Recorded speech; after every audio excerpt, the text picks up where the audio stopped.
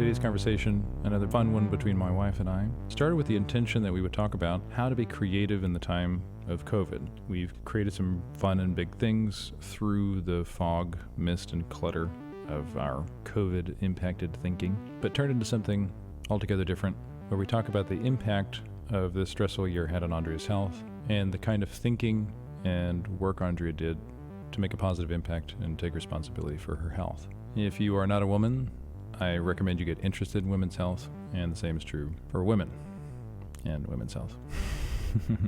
We spend a lot of time learning about what it's like to be another human being. Empathy is our most powerful tool. And if you're going to lead or teach or share in this world, learning how to take care of or at least empathize with half the human race is going to be really important. Our style specializes in older clients.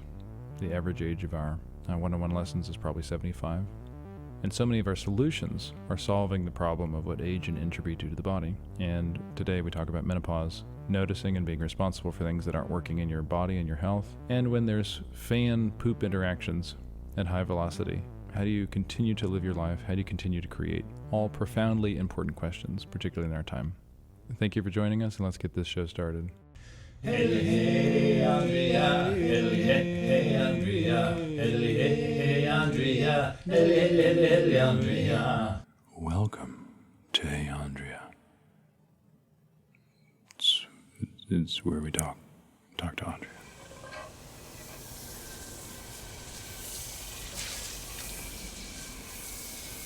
Do you know what these holes are? These like holes. A hole. What are those holes for? You know? Think they're ant holes? I mean, what else would that be? A perfectly cylindrical snake? What are you working on? What am I working on? I'm feeding the bird baths. This bird bath in particular, the raccoons seem to like. And so in the morning, I always find it tipped on its side, empty completely, or it's not tipped on its side and there's a bunch of dirt in it with little paw prints, like scraping paw prints. It's very cute. One time I found it was, I guess, the first time they had found this water supply, and I put these little mosquito dunks in there, and they had taken, it's like they took the dunk out like a donut, and they chomped on it, and it looked like they were disgusted with it, and they threw it on the ground in little crumbles. It was half eaten. This was very funny. It's a mosquito snack. A deadly mosquito snack. Oh, that's a truck. I was like, what kind of bird is that? You hear it? It's pretty squeaky. So you did some screaming. Yeah, and I'm gonna come back in a little bit, and there was a carcass of a cicada in there, and some turds, and lots of leaves. It's weird. There's so many leaves right now. It's because it's just hot. The leaves are falling out. You see the carcass? I've seen a couple of those. It's a cicada, huh? You mean the exoskeleton? Yeah, whatever. Oh yeah, you got one on your leg. Oh, never mind. It's not. Oh, they're coming for you. You should get in the house quick. It's an invasion, a mosquito invasion. Hurry. Dirty hands, gonna wash my dirty hands. Dirty hands, gonna wash my dirty hands. Dirty hands, gonna wash my dirty hands. I find that if I don't sing what I'm doing while I'm doing it, I'll forget and do something else. It's my tactic. If someone didn't like it, it would be called a tacky tick. And if someone didn't like it and I couldn't stop doing it, or they couldn't stop liking it, it would be a tacky tick. Okay. I wonder where Bodie gets it. Rubbing his nose. Okay, I'm off. All right. When I come back, we feed the birds. Birdseed, not toppins. Birdseed, not toppins.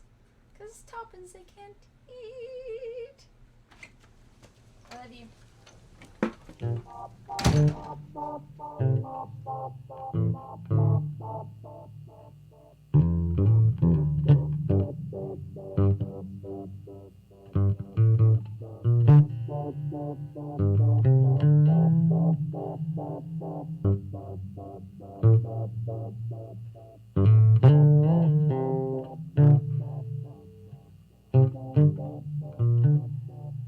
Jeremy Burnham. One of the things that you said was, we use language to hear our thoughts and feel our emotions and body sensations. It's nice. This is where, when you read yoga texts, this is where communication starts to fail. This is where, the way I would describe it, understanding starts to fail.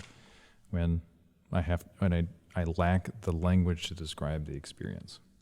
And without it, we use stand-ins, metaphors. You know, it's nice. It can make you feel good. Like, you can be moved by a metaphor. You can really think that you got something from a metaphor. The problem is it doesn't replicate. Replicate meaning it's other human beings. Like, as a teacher, I can't. It doesn't work. When I say Buddha belly, dive deep into your goddess Buddha belly, that actually might be a perfect sentence / command. That makes a huge difference for people. Okay, great. We've always asked, what is actually happening that is giving you the experience?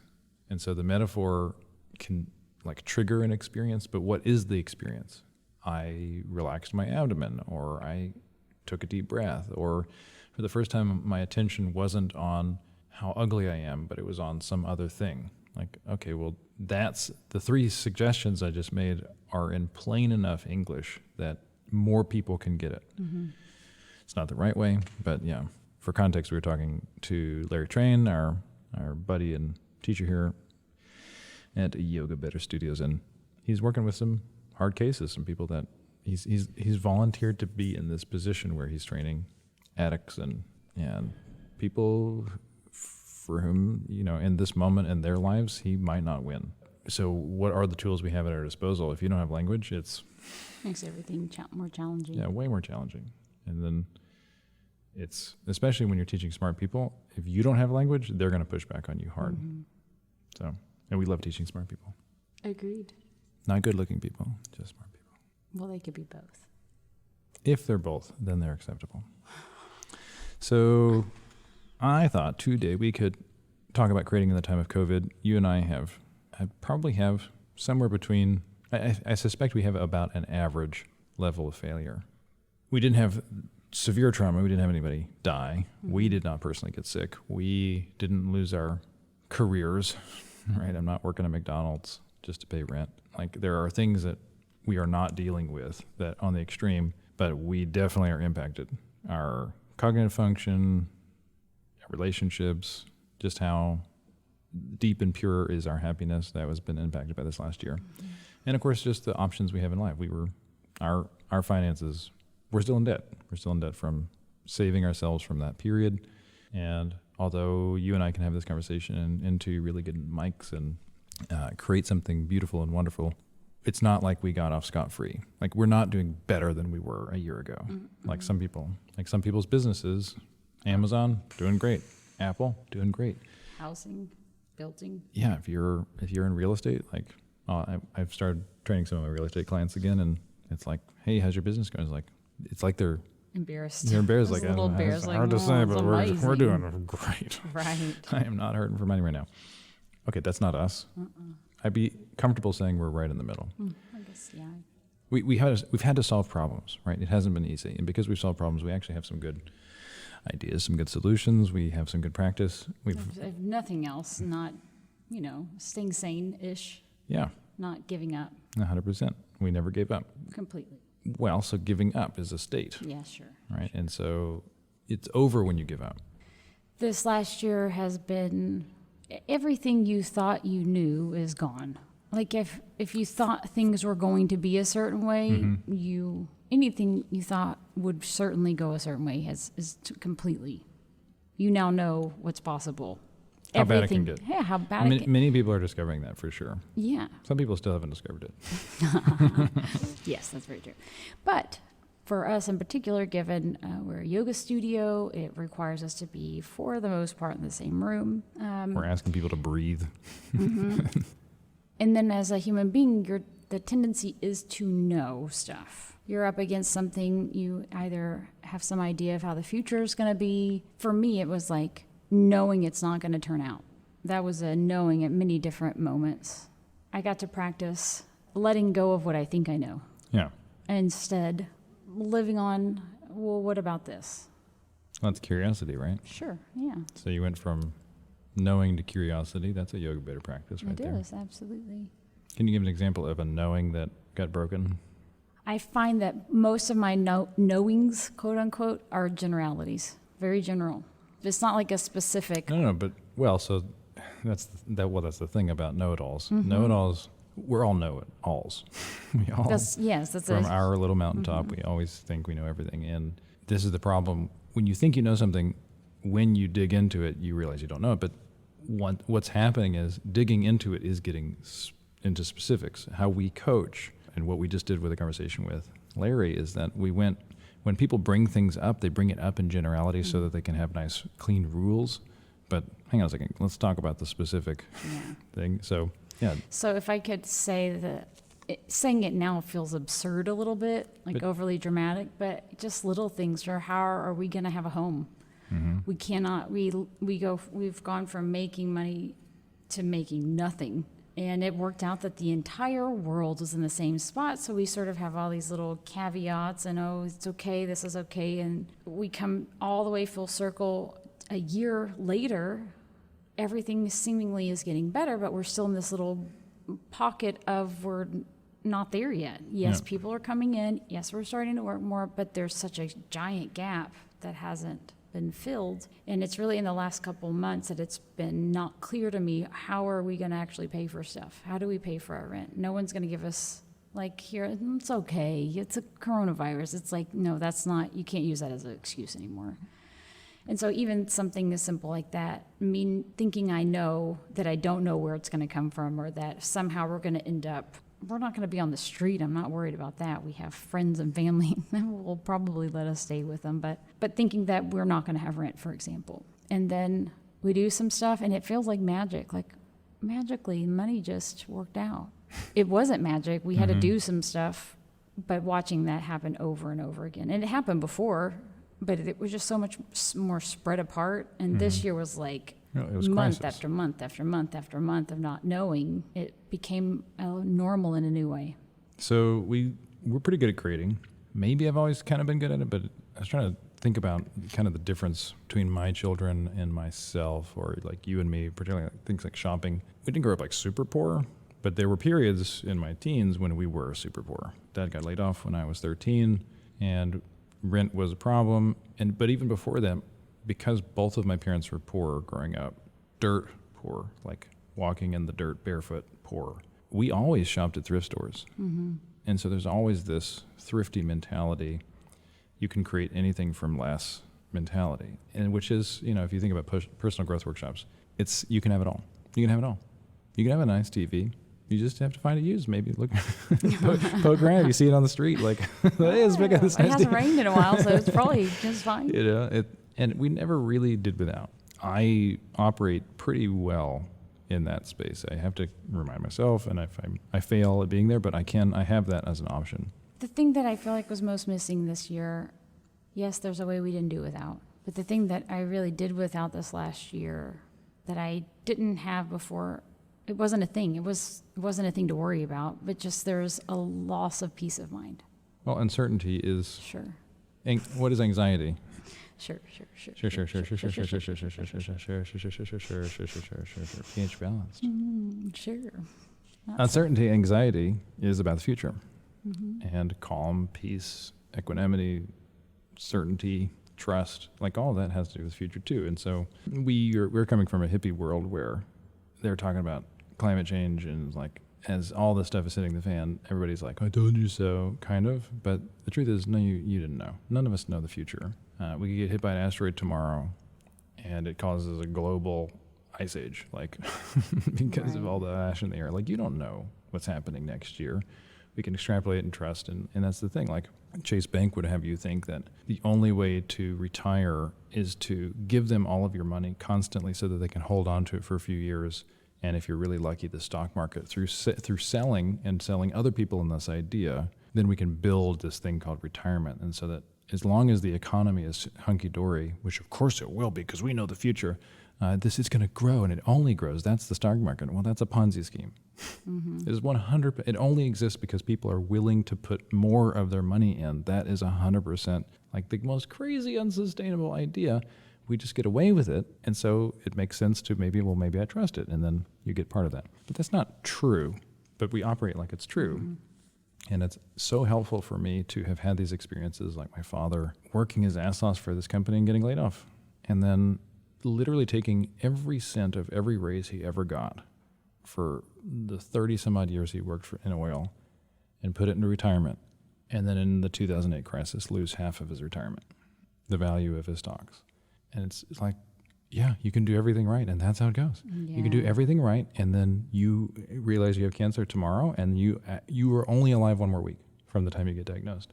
And if all of those things are true, like if anything can go sideways at any moment, then how comfortable can you be in uncertainty?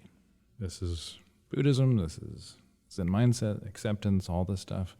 But if you're a monk, you don't have to deal with any of this shit. You don't have to pay rent.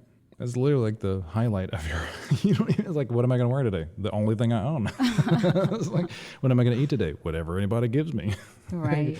You've literally sidestepped this huge problem. And so for us in this practice, the question, and maybe one of the things we could talk about today with something like big paper thinking or creative thinking or lots of things we can talk about. Okay, how can we actually have this experience of ecstatic joy and connection to beauty and appreciation and love without any certainty about tomorrow? And I think this is the weird thing about this last year. Started teaching Sunday mornings at Pralaya. And so, but I hadn't seen this guy since February 2020, and I said, hey man, how you doing? He was like, yeah, I'm okay. I'm like, well, how's your work? He's like, oh, I got laid off, the whole thing. Wait, you got another job? Yeah, I got another job. And it was this pause, and he said, well, how you doing? And the truth was, I could just say it. It's like that same sadness that's behind your eyes. I got that too, but we're good. Like we're fucked up. Right. we are fucked up, and yet the other truth is, almost every night since February 2020, I've eaten dinner with my family. And we got this precious year with my two oldest children, all four of us living in the same house. And I savored it. I basically didn't miss a year. And I missed most of the last 10 years working. That's a choice. I don't regret that at all. And I would have been working had we not. And yet life says, all right, motherfucker, you ain't working. And I said, all right, well, what am I gonna put my attention on? This conversation we had with Larry about what are we even trying to do here? And that we're trying to get you to feel stuff. We start with having you feel your body, but if you can feel your body, it is the same attention. There isn't something different when you feel your emotions. Raise your hand if you get dramatic in your head when you do quad burners or any kind of hard leg workout. I'm like, yeah, it's a crazy place of drama. Well, can you feel the sensation in your legs and hear the drama and just be present to the drama? Don't react to it. That's attention, and you can practice that. And so I'm experiencing that I'm fucked up. I am exhausted and overwhelmed and uncreative and tapped out, but I have this opportunity to look in my children's eyes, and that's it. This is like, I was never promised this, and I get to have it. Can I appreciate it? And for the most part, I have. One of the things we do on this show is Andrew's obsessions. Like, I have maintained all obsessions. In the past, I would have said something like, I can measure my sanity based on how many pictures of you I take. So I don't know if you know this, but my wife is this gorgeous human being in every way. I love all of you, but the truth is, if I could just take pictures of Andria full-time, fuck you, I'm doing that. Like, that's all I would do. And what I notice is if I don't take pictures of my wife, I notice that's actually, I'm having a problem with my headspace. We all sort of need to find that thing. One other way of saying that is if I'm not creating something, if I'm not taking some of my life units and challenging the plasticity of my brain, doing something that's hard for me, then I'm actually not doing yoga. My yoga practice isn't handstands right now. That's not hard for me. Handstands are not hard for me. I can do 100 handstands. I can break a sweat, but it's not really hard for me. It's more like practicing my ABCs now as a 40-year-old man. So what's hard for me? Well, okay, what if I really understand how prepositions work? Prepositions? Prepositions, right? Well, right. So think about what I'm doing with music. I'm learning piano as a 40-year-old. I played music at the top of the world. Like I played with some of the best, literally some of the best musicians who have ever lived, ever. I'm at the highest levels you can possibly play music, and yet I didn't know how to play piano. And so it's like going back and learning my ABCs, which is hard if you've wung it your whole life, not knowing something so simple. So for me, my obsessions are all about that challenge, but they're also, if I'm engaging, if I put some of my time in the obsession every day, I know that I'm healthier than I would have otherwise been. So some of the things I've listed, being foggy brained and yet still being creative, trusting yourself, self-care through breathing and sleep. I know you do you've always had trouble with your sleep. Okay, so what is Yoga Bed? Yoga Bed is this thing where we quit trying to fix things like perfect, but work on things. Can they be better next year than they were last year? You keep the goal. Yeah. The goal is yes, if you want to be able to do a handstand, awesome, but the handstand isn't the point. It's not a failure if you don't make it Right. into handstand. Another way to say that is that we put a premium on collecting all the failures Right. as quickly as possible, as safely as possible between now and when you are able to be in a handstand, if and when that happens. Yeah. Maybe a more nuanced way or a cooler way to say it than I said it the first time is that we have targets and we have goals. Mm-hmm. The goal is to get better at archery. The target measures our ability to get better at archery. I want to get better at loving myself, or I want to get healthier. And so we have targets we shoot at. Handstands are a target, but the goal is health. Mm-hmm. And we're always clear about why. If we're talking to you in the front of the class or in a one-on-one or as a coach or whatever, our goal is never not clear for us. That we never get distracted. You cannot distract us from our goal of making that difference for you. And watching you did a lot of work this last, pretty recently, few months on your own health. Mm-hmm. It's been pretty obvious you've been going through menopause. It's been obvious. I mean, you're not supposed to be you're not supposed to have 100 hot flashes a day. Yeah, but I mean. At 40. Yeah. It's not outside of the realm of normal, but it's not like normal to be expected if you're perfectly healthy. Right. It does make sense that a ridiculously stressed out human being who's full of uncertainty and anxiety about all the uncertainty next year, who doesn't know where rent is coming from, is going to have those issues. But to me, you did more research like you weren't just settling for that. Right. Well, and I think that this is one of the things I wanted to say earlier. If we back up a little bit further, previous to the hot flashes, I think I've dealt with sciatica for a long time. I didn't realize it. And I connected the dot like a week ago that back when I was pregnant with Bodhi, my firstborn, I was dealing with sciatica. Yeah. I did not know what that was. I know my hips were bothering me, but I would just do some yoga and it would feel better. Fast forward however many years since then, maybe 8 years, 10 years since then, I end up realizing I've got this pain in my hip. It feels deep in my hip. It feels like I can't quite get to it. Yeah. It's down the back of my leg. Had you just described your symptoms, you could have heard that it was sciatica? I could have. But when you're actually dealing with something from the inside, it's not always clear. Well, and there's also the fact that I know I can do some stuff. If my hip bothers me, I can do something about it, and then it kind of goes away. Yeah. And so doing yoga, it's easy to develop this identity or this idea. If you do yoga, you never have body pains. But that's not how life goes. You do yoga, and you will or you won't. And the goal isn't to never have a pain or never have an issue. It's that you can catch it as soon as possible and you can do something about it. Right. Getting sciatica was a big kind of slap in the face. I was incredulous. It's a slap in the butt, isn't it? I guess so. It's very inappropriate. It is. Sciatica.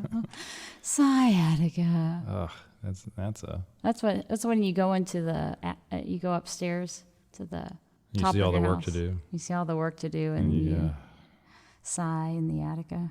Mm-hmm. Okay, so it was very similar with this whole hot flash. I am young, I'm healthy, and yes, last year was stressful, but hot flashes and menopause, what?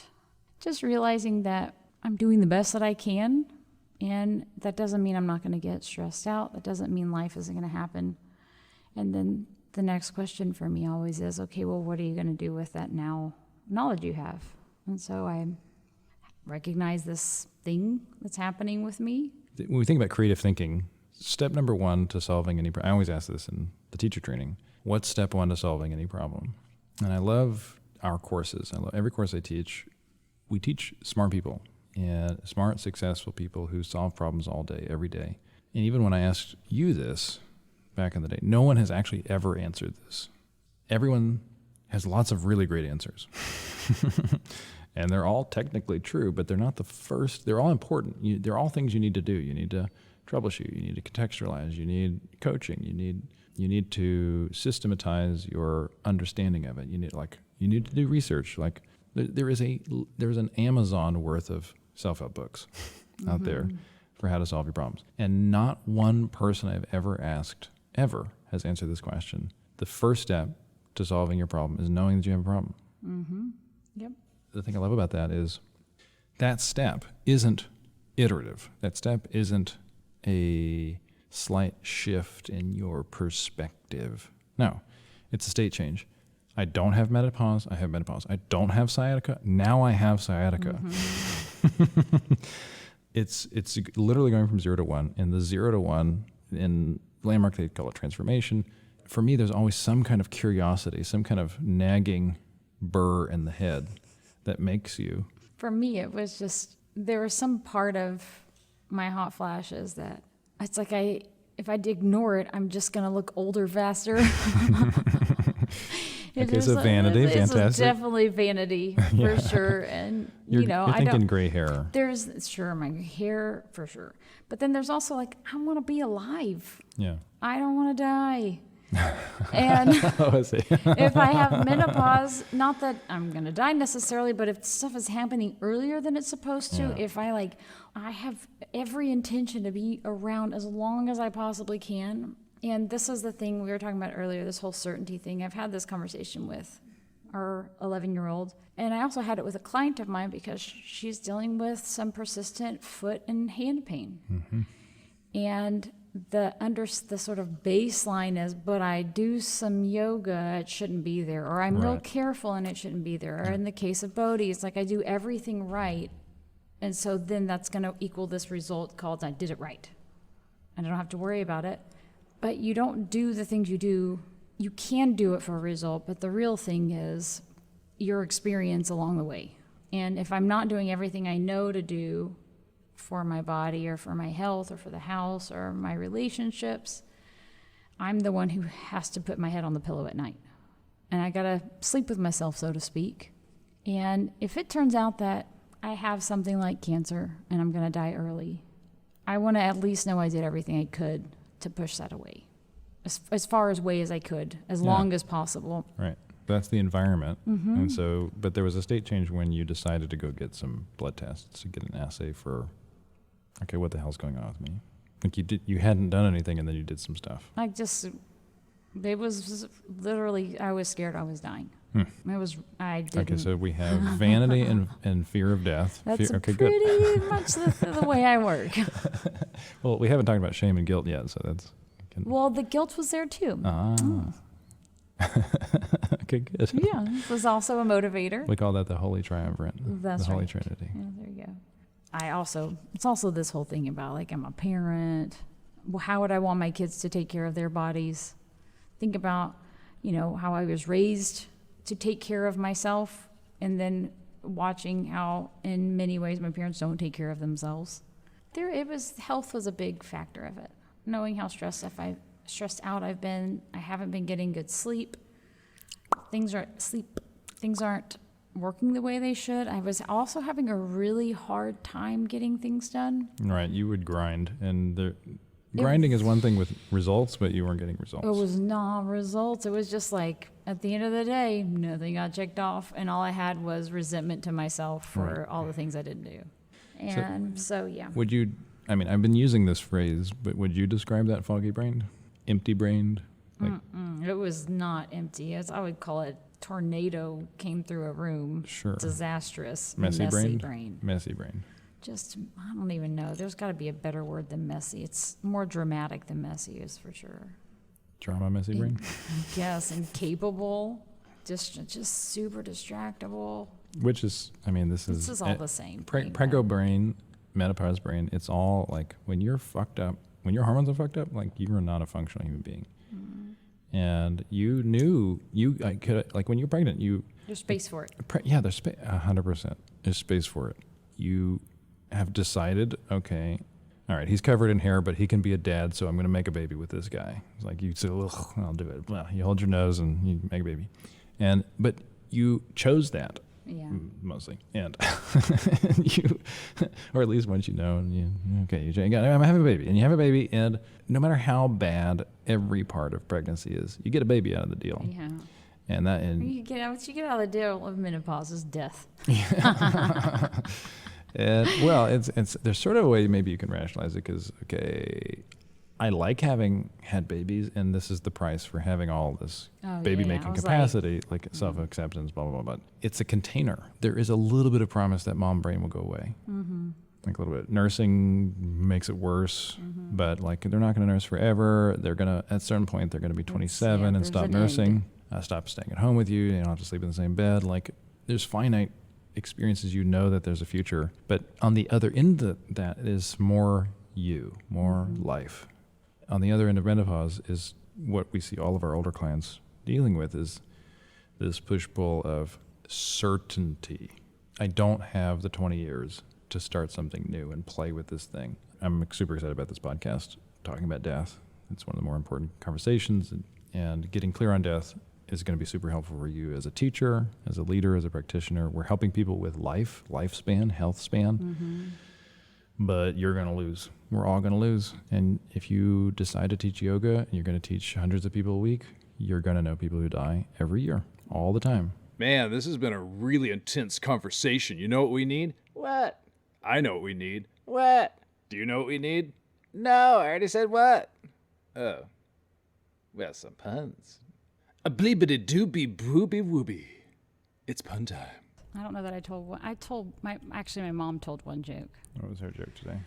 I said, if you happen to fall off of your block, if you're balancing, you get off balance and you have to step off the block, we just call all those little failures chuckle-tunities. And then she said, well, that sounds pretty fishy to me.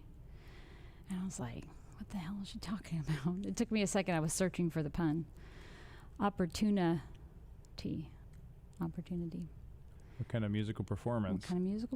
Steeps a fish for you to imbibe. Steeps a fish for you to imbibe. Drink in? Okay. That sounds gross. What is it? Opportunity. That's good. Opportunity. Nice. So many levels to that one. All right.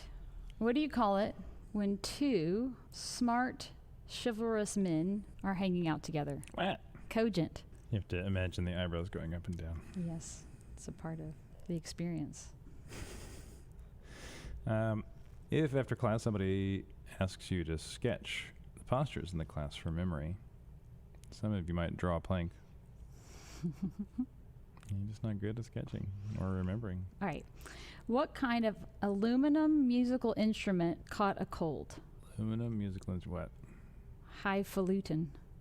The flute, you could say. But you had said highfalutin in class. Oh, I said highfalutin. Or I could say a flute, you're right. But there's no tin.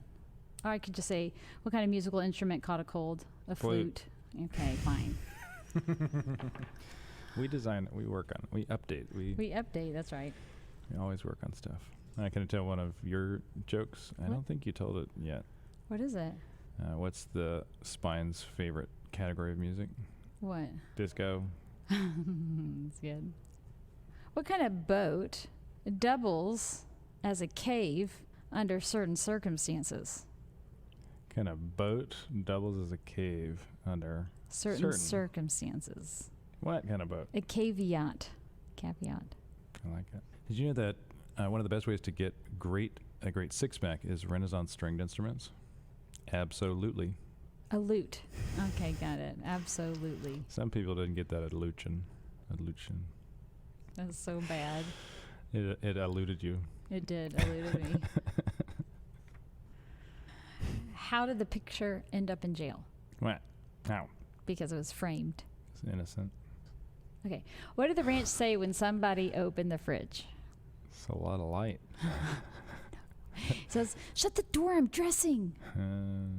Good. It was a ranchy joke. Favorite part of class? Backbends. And when you told us, I know you can all do the 20, and then I managed to do like 9, which I'd only done like 3 or 5 or something like that before. Thank you. Yeah. See you Saturday. My favorite part of class, that moment where, were you laughing because I was stopping every other one and you caught me? Yes. And you made knowing eye contact. Yeah, that was probably one of my favorite parts. But I also love just balancing. Also the naps. For those of you just joining us, Like my me. guest here is myself and my wife, and welcome to the Yoga Better podcast. She was Thank not you. here, now she's back. She's back. She was doing some handstands. I want to let you know this is really great to have you here. I really appreciate you. Thank you so much for your participation. Click, like, subscribe, hit that bell button.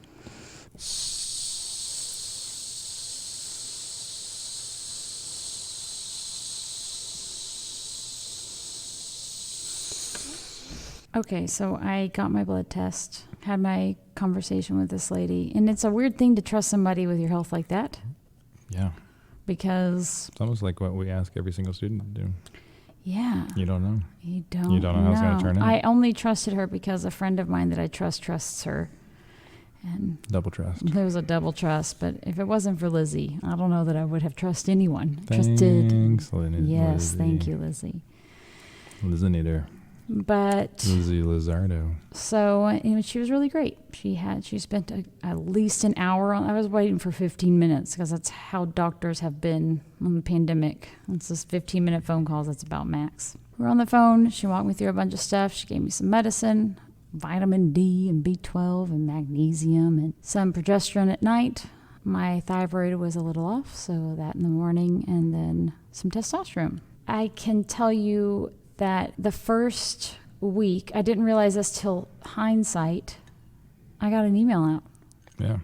That was So a big deal. So there was the email that went out. And then what I also noticed is that I was able to sleep better. Yeah. Go to sleep better. There was more joy. Like knowing, hopefully, if you're hearing this, you know that knowing doesn't make a difference. Just hopefully you've learned that it's okay if you haven't. For most things that you don't do that you're supposed to do, you know you're supposed to do them, but knowing doesn't help you get it done. And there's all kinds of fun ways we can come up with to get around that. How would you say that?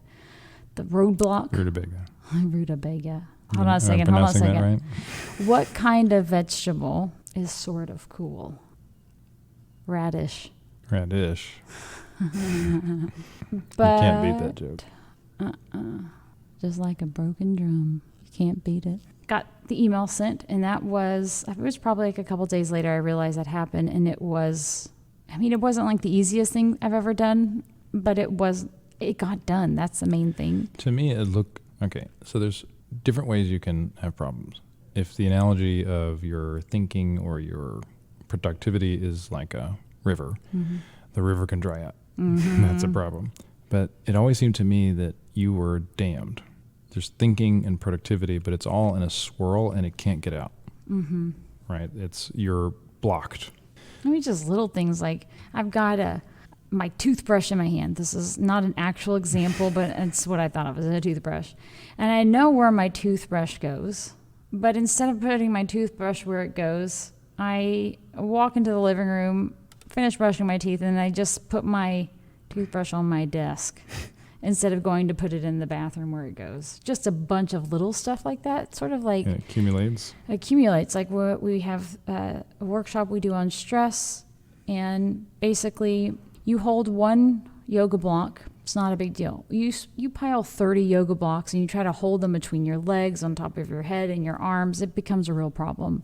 And that's what it felt like. And you could say that I'm not able to hold them efficiently. I was damned in many ways, in more ways than one. Yeah, with an N and with a not. And since then, I would say the trend has continued. I feel more sane. Away from damned. Away from damned. And to me, the email, you're doing the same amount of work and you tend to grind, but like shit's getting done. It is. For you guys, we are super into stationery and pins and all that stuff. Not moving. We're super into not moving, being stationary. Super stationary. It's our style of yoga. We actually don't move our mouths when we talk. I'm speaking out of my nostrils. Actually, this is a computer. I typed it with my brain because I can't move my eyes. Making lists is a big deal. What is a list? A list is getting all that shit that's in your head out of your head. If I'm coaching you and you're like, I'm so overwhelmed by all the things I have to do, blah, blah, blah, blah, because that's what you sound like whenever you're complaining. Not you. No. One, you. Who's listening to me? That's who I'm talking to. You, because that's when you sound like blah, blah, blah. And I make you list it. It's 7 things. Yeah. It's only 7 things. But the thing is, what I was noticing with Andria, it's only 7 things, but they are colliding. If 7 cars trying to go through a single lane collides, and now there's no efficiency. Now nothing gets through, and you're damned by the 7 things. I mean, on top of that, I'm not very nice to myself in general, and that does not help. When you walk back to that your desk and you see the toothbrush, you're shitty to yourself. You're not nice about that. You're like, oh, silly me. I mean, I kind of might say that, but it's not that nice really. And just as an aside, Andrea is always like, I wish we could be nice and happy and fun. And Andrew, the way you react to everything is very annoying. I have my mom's temper and my dad's intensity. My mom can go from 0 to 100,000 in a second. The last time I saw her do this was basically, I saw my entire life encapsulated in my childhood. She's sitting in a chair, and she turns the chair, and it knocks over a can of Dr. Pepper, and exactly 0.4 ounces pours out of the can. She goes, God damn it. And she's like, and her entire body tenses up, and her arms go up, and she goes, and her face is in a rictus. And that's like, yeah, that was me. That's 100% me. And so I am really good at reacting like that, and I'm getting better at being nice.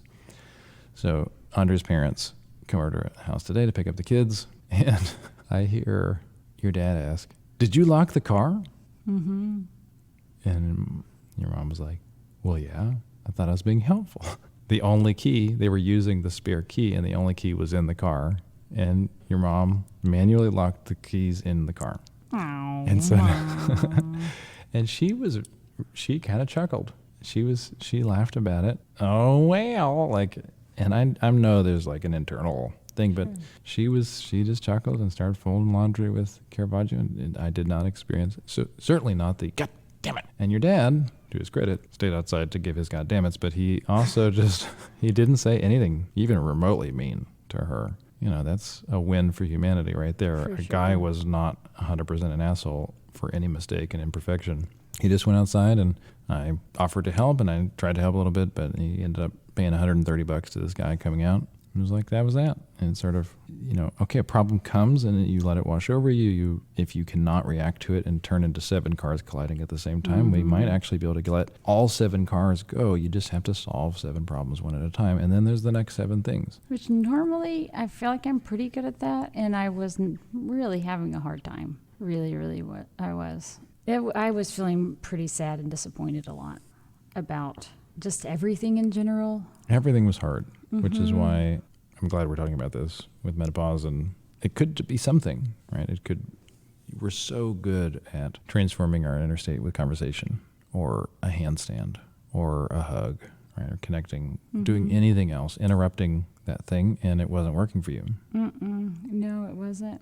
I had a friend of mine. She is really, really good at.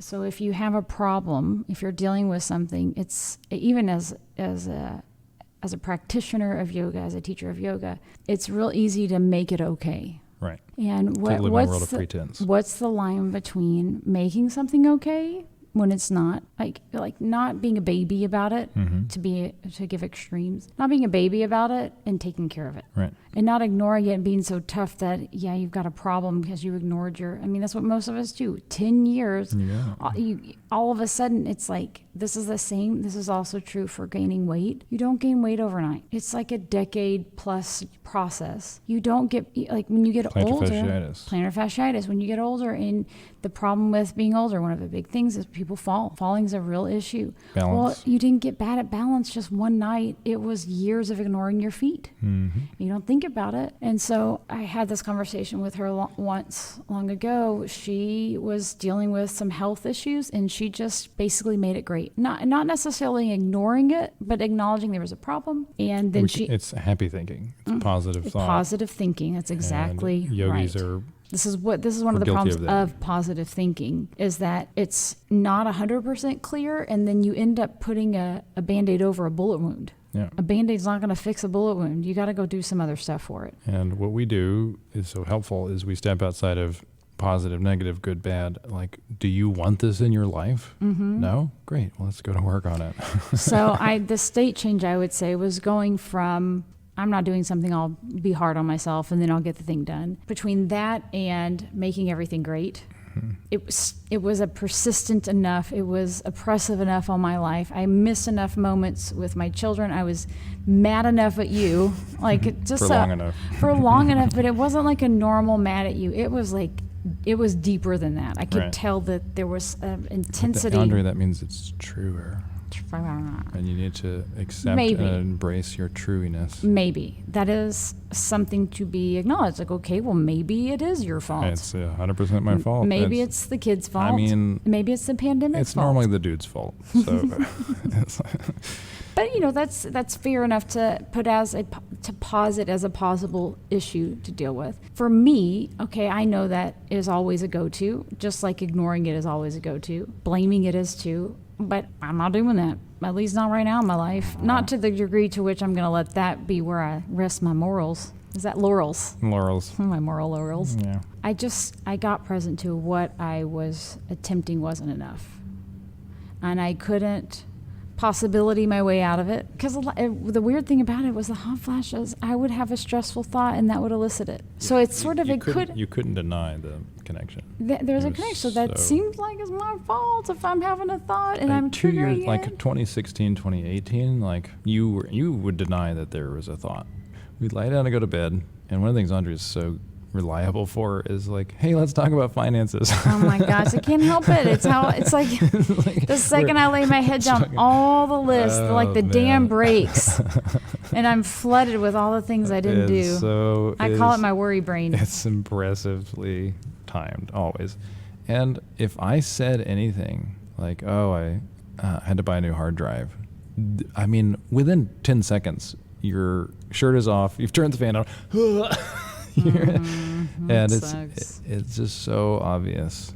The connection became That it was your fault. conspicuous that it was not just my fault, but that it's in your head. Like your head is Well, but triggering that's this what's weird real because it physical wasn't. thing. But it wasn't in my head though. There's stuff I was dealing with, and that's what with to me the interesting thing is that there is a degree to which that's true and not true, and so how do you figure it out? Sorry about that. It's a physiological thing you're actually dealing with that is so.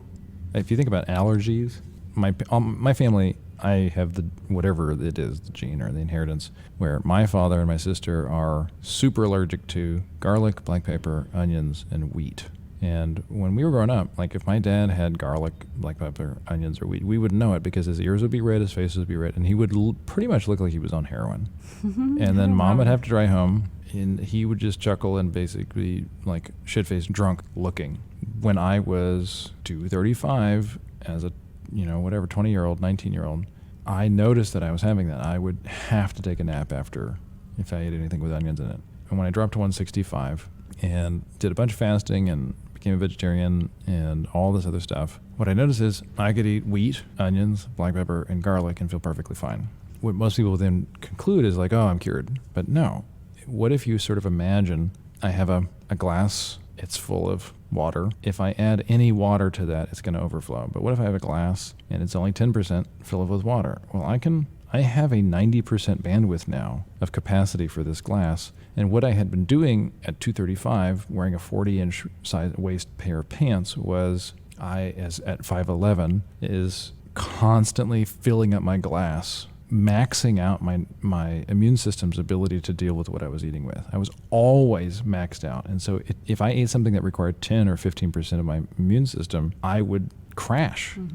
Okay, if I'm at 5 or even 20%, inflammation or irritation, or I got a bad night's sleep, or I got a bug in my system, I got all that bandwidth. I eat onion. It's so below the threshold of even knowing my body can handle it no problem. That's what bodies are good for. It's not that it's in your head, that it took nothing to send you physiologically off the cliff. So crazy. And whereas before, you'd be stressed out. And sometimes this trigger thought was obvious, but it was sort of less. You could handle so much more then. And to me, the threshold you crossed was like, instead of I'm like fucked up some of the time, I feel okay some of the time, and I'm fucked up most of the time. Yeah, it is sucky.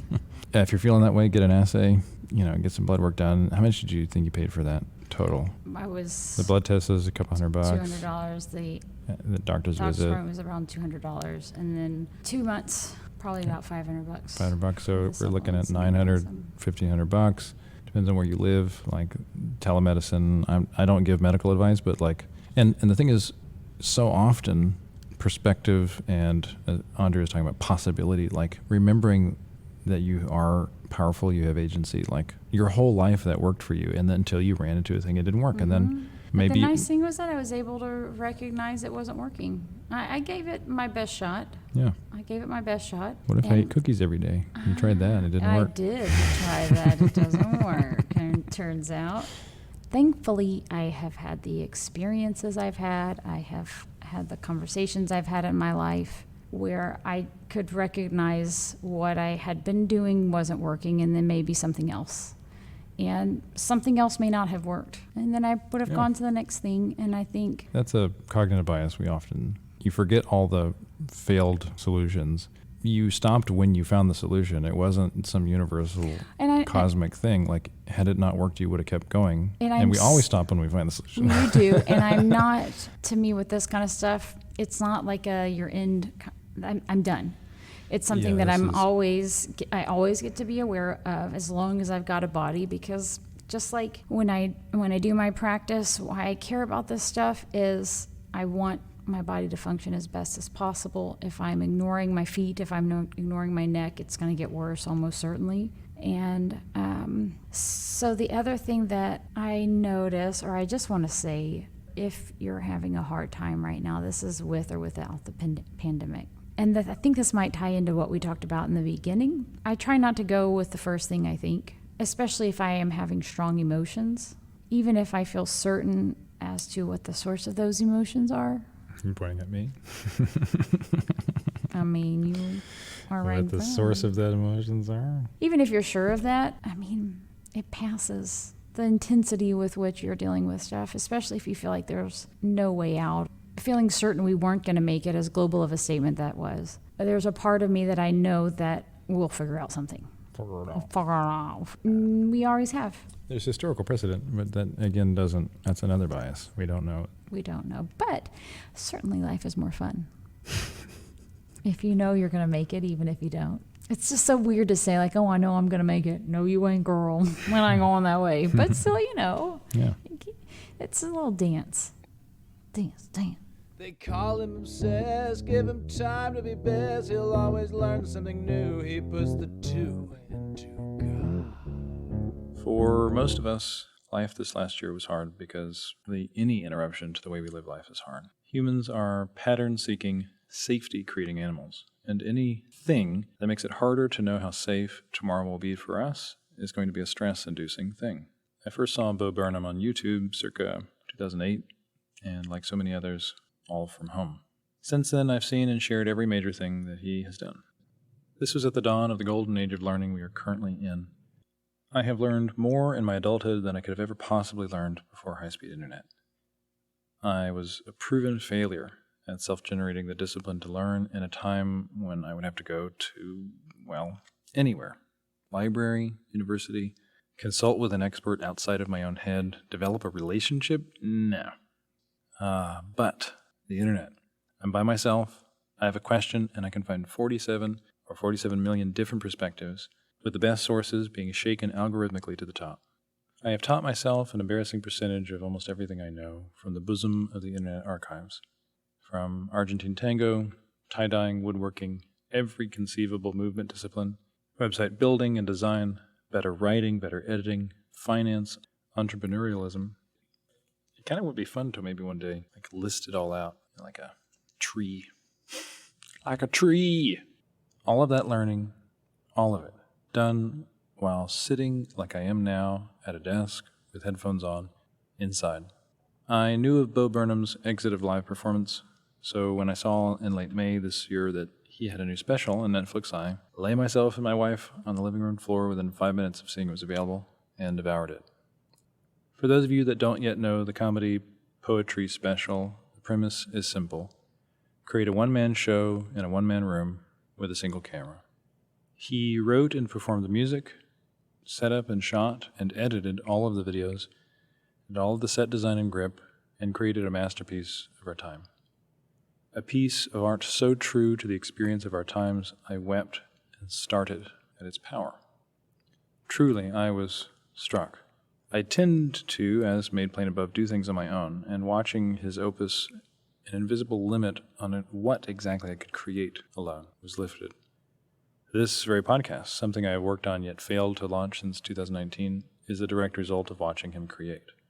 I finally committed to learn to play the piano, to play one of his songs, piano being one of the big three skills I'm avoiding that remains still left to dive my obsessions into, the final ones being swimming and math. Try to be funny and stuck in your room. There isn't much more to say about it. Can one be funny and stuck in a room?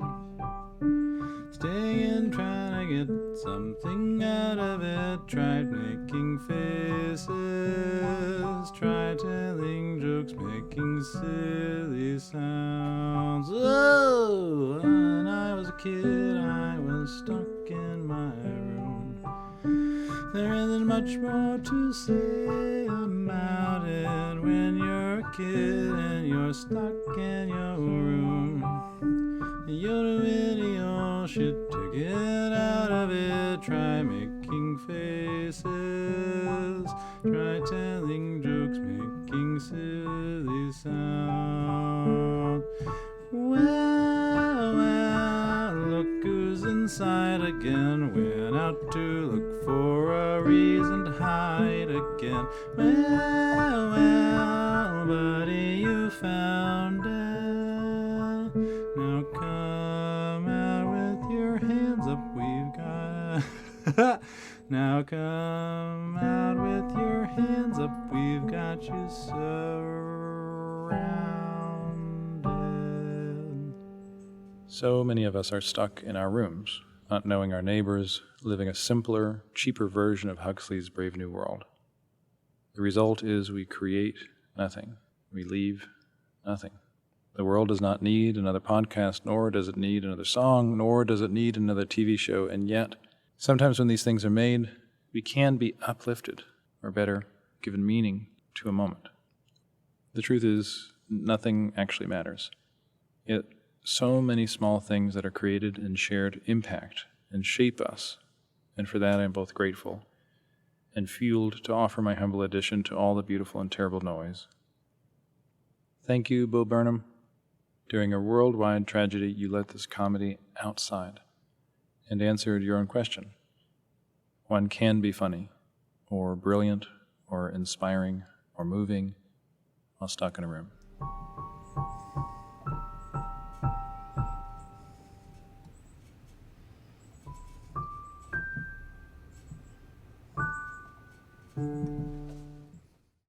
This podcast was produced in Houston, Texas by the world-renowned Sarah Bellum and myself, Andrew Dugas.